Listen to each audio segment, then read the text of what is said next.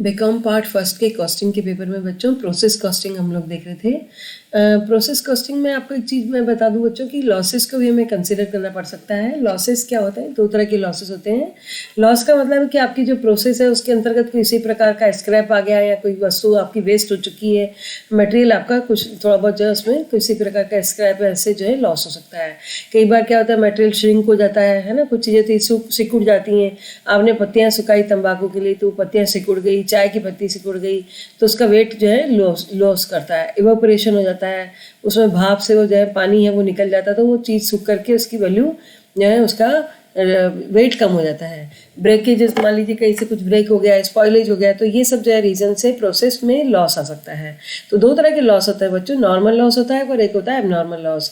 Normal loss का मतलब होता है कि जो कि बल्कि हमें लग रहा है कि नॉर्मल का मतलब बहुत साधारण सा है, साधारण नहीं बल्कि वो अनअवॉइडेबल है, जिसके कि हम उसे अवॉइड नहीं कर सकते। आपके यहाँ हो रहा है तो किसी और के यहाँ भी हो रहा है, जनरल है, मतलब वो हम होगा ही, उसको आपको रोकना आसान नहीं है। यानी जैसे जब मैंने अभी बताया आपको वेपरेशन हो रहा है, श्रिंकेज हो रहा है, तो आप इसको कैसे रोक सकते हैं? ये होगा ही।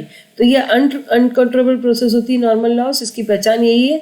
और ज़्यादातर इसकी राशि बहुत बड़ी नहीं होगी। जैसे आपने कहा कि भाई ट्रांसफॉरेशन में चीनी है, आपका जो वहाँ पे वेट था वो दूसरी जगह पहुँचाया तो आपने उसका वेट आधा किलो कम हो गया, 1 किलो कम हो गया, या नमक है तो उसका वेट कम हो गया, तो मतलब वो उसमें से थोड़ा बहुत गिरेगा, रेसेगा, चुएगा और इसी तरह से उसका जो है उसमें कुछ ना कुछ वेट में उसका कंट्रोलेबल नहीं है हमारे हाथ में, कम होगा ही होगा।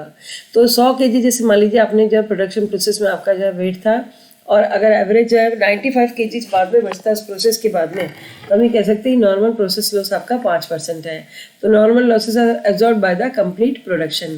The cost of normal losses should be borne by the good production. तो if any value can be recouped for sale of scrap or wastage or spoilage, then this would be credited to the process account, thus reducing the overall cost of process. तो process में आपने क्या किया, D R side में आपने उसकी cost लिखी, अगर बाय साइड में आप इसको जो स्पॉइलेज हुआ है ये वेस्टेज इसको माइनस कर देते हैं तो उसकी वैल्यू जो है अपने आप ही ओवरऑल कॉस्ट कम हो जाती है। एबनॉर्मल लॉस फिर अलग तरीके का होता है। इसमें क्या होता है कि आपका जो नॉर्मल लॉस है उससे जो है आगे जाकर के थोड़ा सा जिसकी वैल्यू जो है एक्सीड द नॉर्मल लॉस है ना, और ये इनएफिशिएंट ऑपरेशन कंडीशंस के अंतर्गत हो सकता है। आपने काम अच्छे से नहीं किया तो उसमें जो है आपका जो है कोई स्किल नहीं है बेस्ड आदमी और उसने जो है मटेरियल का आपका नुकसान कर दिया।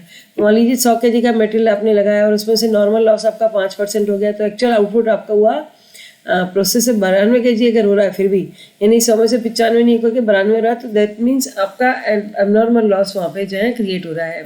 तो एबनॉर्मल लॉस को कैलकुलेट करने के लिए आपने देखा भाई 100 kg हमने लगाया था, नॉर्मल लॉस 5% हो गया, 95 आपका एक्सपेक्टेड आउटपुट था, लेकिन फिर भी आउटपुट आपका और कम होता है, 92 होता है, तो ये एबनॉर्मल लॉस हो गया आपका 3 का। तो एबनॉर्मल लॉस को किस प्रकार से जो है, the abnormal losses are not included in the process cost. भाई बच्चों अब देखिए आपने नॉर्मल कॉस्ट लॉस को तो आपने इंक्लूड कर लिया क्योंकि वो आप ग्राहक से वसूल करना चाह रहे हैं, इसलिए आपने क्या किया 100 की जगह अपनी कॉस्ट को जो है 5 घटा के 95 कर दिया।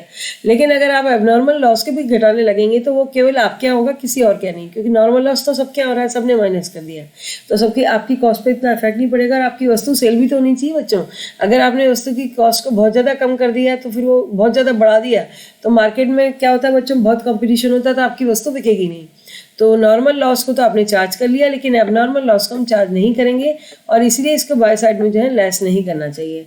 Abnormal loss is treated as a period cost and return of the to the period P&L account. देखिए बच्चों अगर आपने प्रोसेस में माइनस किया तो समझिए आप ग्राहक से वसूल कर रहे हैं और P&L से कर रहे हैं, तो दैट मीन्स आप खुद का पैसा अपना कम कर रहे हैं, घर कम ले जाइए पैसा, आप लाभ को अपना लाभ कम मानिए। तो इस तरह से प्रोसेस कॉस्ट में आपके नॉर्मल लॉस को तो अपन चार्ज करते हैं और एबनॉर्मल लॉस को जो अपन प्रोसेस की कॉस्ट से चार्ज नहीं करते हैं और उसको एबनॉर्मल लॉस मानते हुए हम अपने P&L अकाउंट से उसको चार्ज करते हैं। यही उसके लिए बेटर है क्योंकि एबनॉर्मल लॉस से आपकी कॉस्ट वस्तु की बढ़नी नहीं चाहिए अनावश्यक रूप से, क्योंकि वो केवल आपके यहाँ हो रहा है, किसी और व्यापारी का नहीं हो रहा है, ये पहचान कर सकते हैं। तो अब फाइनल अपन इसको एक लाइन में देखें तो नॉर्मल लॉस क्या था, अनकंट्रोलेबल था, एबनॉर्मल लॉस कंट्रोलेबल है, क्योंकि अगर आपको पता लग गया कि आप इफिशिएंटली वर्क नहीं कर रहे हैं, आपकी इफिशियंसी खराब हो रही है, तो नेक्स्ट उसके बाद आप उसको ठीक करने की पूरी कोशिश कर सकते हैं। तो ये इसमें जो है ध्यान रखने की बात है। नॉर्मल लॉस का अमाउंट छोटा मोटा हो सकता है, एबनॉर्मल का बड़ा। नॉर्मल लॉस सबके यहाँ हो रहा है, आपके यहाँ नहीं हो रहा है, आपके यहाँ भी हो रहा है, एबनॉर्मल लॉस केवल आपके यहाँ हो रहा है, किसी और के यहाँ नहीं हो रहा है। तो इस तरह से हम इसको देखेंगे, फिर इसकी प्रैक्टिकल प्रॉब्लम्स देखेंगे। आप इसके क्वेश्चंस करते रहिए क्योंकि मेरी लिमिट है कि मैं आपको 2 या 3 क्वेश्चंस करवा सकती हूँ और आपको जो नहीं आते हैं उनको मुझसे वापस आप आगे पूछ करके सॉल्व कर सकते हैं। और जितनी प्रैक्टिस करेंगे, पहले आप सॉल्ट इलस्ट्रेशन सारे देख लीजिए, क्योंकि अक्सर एग्जाम में आपके सॉल्ट इलस्ट्रेशन हूबहू आ जाते हैं, तो इसलिए आपको सॉल्ट इलस्ट्रेशन को अवॉइड नहीं करना है, छोड़ना नहीं, वो आपके एग्जाम के लिए बहुत ज़्यादा इंपॉर्टेंट है। और साथ ही वो एग्जाम ओरिएंटेड भी होते हैं, आपके एग्जाम के पेपर से उठाए गए होते हैं, तो उनको करना आसान है और बल्कि अच्छा रहता है आपके लिए, जो है आपकी प्रैक्टिस के लिए। उनको प्रैक्टिस करिए, उसके बाद में अनसोल्ड क्वेश्चन की प्रैक्टिस भी आप कर सकते हैं। तो बेस्ट विशेष आपकी एग्जाम्स के लिए। आप उसकी तैयारी अभी से शुरू कर रहे हैं। 2 या 3 4 महीने में जब भी आपके एग्जाम्स होते हैं तो आप अपने आप को परफेक्ट पाएंगे, अगर आप रोज एटलीस्ट 2 या 3 4 प्रॉब्लम्स जो है प्रैक्टिकल अकाउंट्स की करते रहेंगे। धन्यवाद।